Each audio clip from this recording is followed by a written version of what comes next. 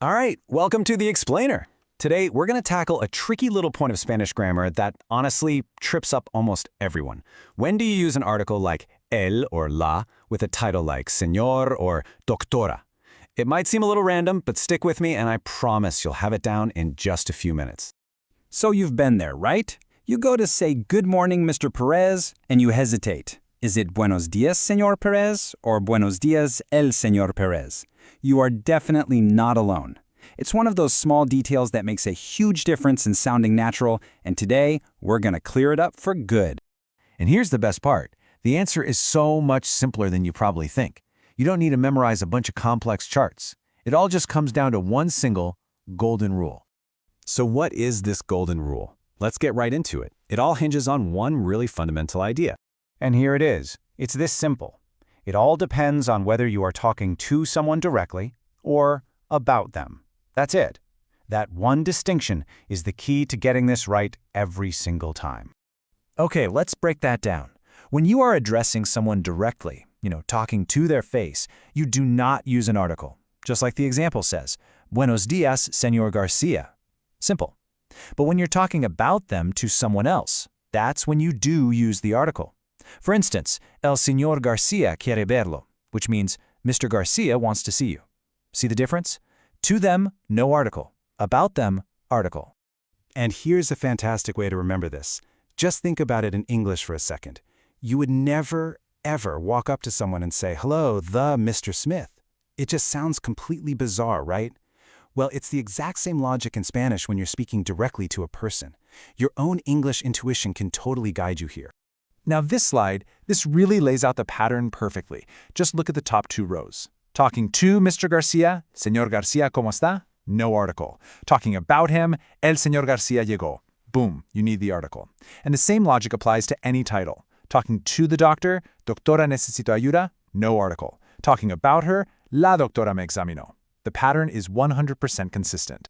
So here is your quick mental guide for your next conversation. In the moment, just ask yourself one question. Am I talking to this person or about them? If you're talking to them, like in "Buenos días, Señor López," no article. If you're talking about them, like in "El Señor López no está," then you use the article. It's that simple. All right, so we've got the golden rule that's going to cover you in like 95% of situations. It's solid. Now, let's just quickly go over the few exceptions, but don't worry, they are super straightforward. There are really only three you need to know. First, and this is the most important one for day-to-day conversation, the titles don and doña. Think of these as special terms of respect, and they never take an article.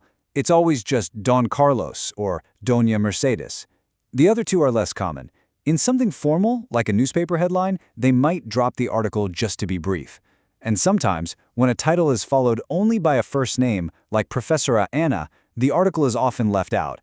But really, that Don and Doña rule is the big one to lock in. Let's just reinforce that main rule one more time by looking at a classic mistake.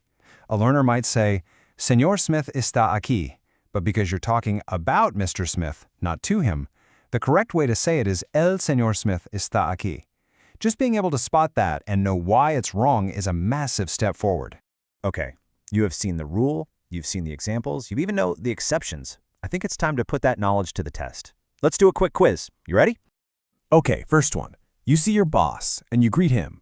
"Good morning, blank, Rodriguez." What goes in the blank?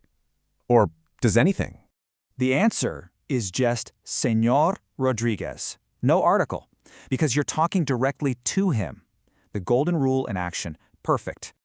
All right, next up. A few minutes later, you're talking to a coworker. You tell them, "Blank Rodriguez wants to see you." How do you say it now? And you got it. It's "El Señor Rodriguez." This time you need that article, el, because you're no longer talking to your boss. You're talking about him. See how easy that is once you know the rule? Okay, last one. You're talking to a friend about your doctor, who's a woman. You say, "Blank Perez called with the results." What do you say? Of course, it's "La doctora Pérez." You're talking about her, so you need that feminine article, la. At this point, I think you've officially mastered this. Great job. So why does a tiny rule like this even matter? Well, it's about more than just getting the grammar right. It's about taking your Spanish to that next level of fluency. So let's just lock in the bottom line. It's a simple choice. If you're speaking to the person, no article. If you're speaking about the person, you use the article. If you remember absolutely nothing else from this, remember that. Because mastering this one little detail is one of those things that will instantly make your Spanish sound more fluid, more natural. It signals to native speakers that you're really paying attention to the details, and that goes a long way. And that's our explainer. So I'll leave you with a final thought. Now that you know this rule, what other subtle patterns are you going to start noticing when you listen to native speakers?